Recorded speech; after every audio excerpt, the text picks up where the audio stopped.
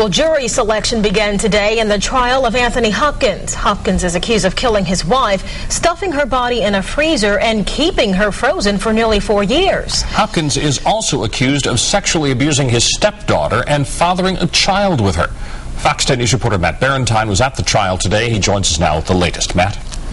Bob, the first part of the day in the trial of Anthony Hopkins was spent on the admissibility of certain evidence. By the late morning, potential jurors were brought in and selection began. On Monday, jurors started to hear the details in the case against Anthony Hopkins. To begin with, they heard the 5 charges.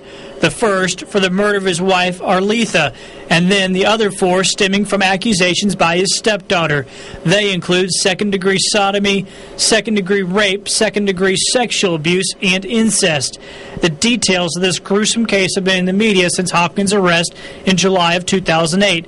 And nearly every one of the potential jurors had heard about it. When you have a case such as this, where the nature of the case made it high profile from the very minute the news broke, we have to be very careful and make sure that the jurors can be fair and impartial in their deliberations in this case. There were also some concerns about how long the trial could last. Judge John Lockett, who is presiding over the trial, said it's possible it could last into next week. Any jurors selected would have to be prepared to see it through. We are hopeful that this case will be concluded at the end of the week, but it's very important that we make sure if it goes into the next week that we have jurors who are able to sit and listen to all of the evidence and give it the due time and attention that it needs. When the 50 potential jurors were asked if they had heard or seen the media coverage of the Hopkins case, I count only 4 who did not raise their hands. Coming up at Fox 10 News at 5:30, we'll go over some of the sensitive topics that this trial will cover. Investigation into Anthony Hopkins began in July 2008 with a tip.